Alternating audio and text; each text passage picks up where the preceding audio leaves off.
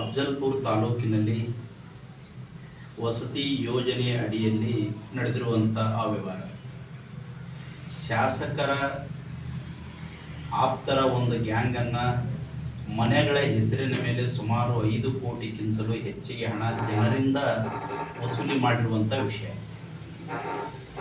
ಇವತ್ತು ಸರ್ಕಾರಗಳು ಜನರಿಗೆ, ಯಾವ ಬಡ ಜನತೆಗೆ ಮನೆ ಇಲ್ವೋ, ಯಾರಿಗೆ ಸೂರು ಇಲ್ವೋ, ಅವರಿಗೆ ನಿರಾಶ್ರಿತರ ಪರಿಸ್ಥಿತಿಯಲ್ಲಿರ್ತಾರೋ ಅಂಥವರಿಗೆ ಆಶ್ರಯ ಕೊಡ್ತಕ್ಕಂಥ ಈ ವಸತಿ ಯೋಜನೆ.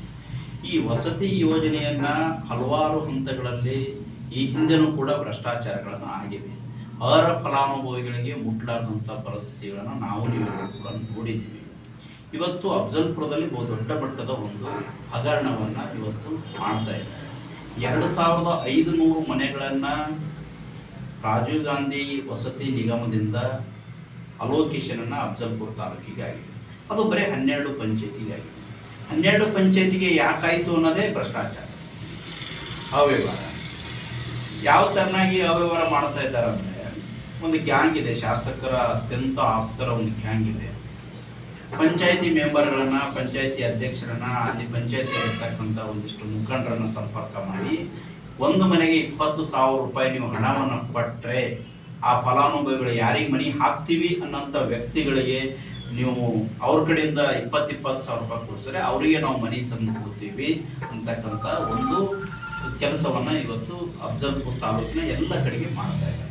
ಈಗ ಅದರಂತೆ ಫಸ್ಟ್ ಪ್ರಯೋಗದಲ್ಲಿ 12 ಪಂಚಾಯತಿಗೆ 2500 ಮನೆಗಳನ್ನು ಈಗಾಗಲೇ ಅಲೋಕೇಶನ್ ಆಗಿದೆ. ನಾನು ಒಂದು ಪ್ರಶ್ನೆ ಶಾಸಕರಿಗೆ ಕೇಳಕ್ಕೆ ಬಯಸ್ತೇನೆ. ತಾಲೂಕಿನ ಅಥವಾ ಅಫ್ಜಲ್ಪುರ ಮತಕ್ಷೇತ್ರದ ಜನರು ಓಟ್ ಹಾಕಿದ್ದಾರೋ ಬರೀ 12 ಪಂಚಾಯತಿ ಜನ ಮಾತ್ರ ನಿಮಗೆ ಓಟ್ ಹಾಕಿದ್ದಾರೆ ಅನ್ನೋದು ಯೋಚನೆ ಮಾಡಿ. ಯಾಕೆ 2500 ಮನೆಗಳಂದ್ರೆ ಏನು ಕಡಿಮೆ ಮನೆಗಳಲ್ಲ. ಉಳಿದ ಪಂಚಾಯತಿಗಳಲ್ಲಿ ಈಗ ಅಫ್ಜಲ್ಪುರ ತಾಲೂಕಿನಲ್ಲಿ 28 ಪಂಚಾಯತಿಗಳಿವೆ, ಅಲ್ಲಿ ಪ್ರತಾಪ ಸರ್ಕಾರದಲ್ಲೂ ಕೂಡ ಪಂಚಾಯತಿಗಳಿವೆ. ಅಲ್ಲಿ ಯಾಕೆ ಒಂದು ಮನೆಗಳನ್ನು ಕೊಟ್ಟಿಲ್ಲ?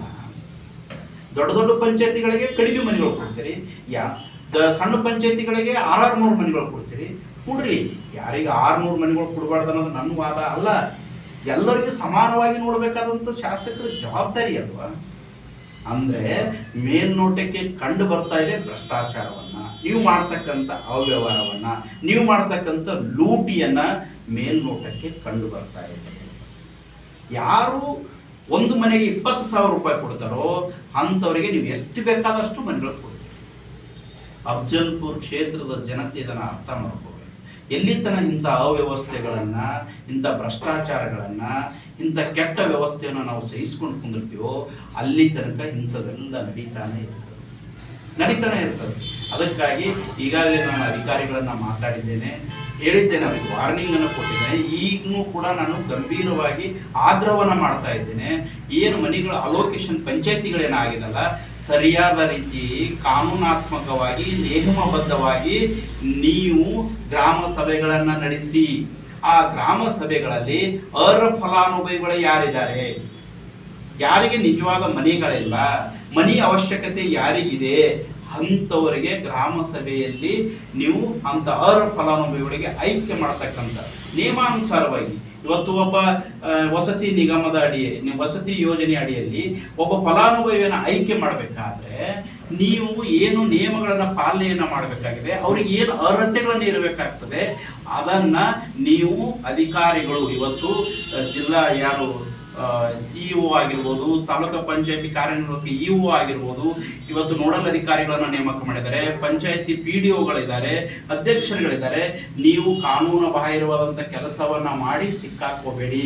ಯಾವುದೇ ಕಾರಣಕ್ಕೆ ಇಲ್ಲಿ ಭ್ರಷ್ಟಾಚಾರವನ್ನು, ಅಕ್ರಮವನ್ನು ನಡೀಲಿಕ್ಕೆ ನಾನು ಬಿಡುವುದಿಲ್ಲ.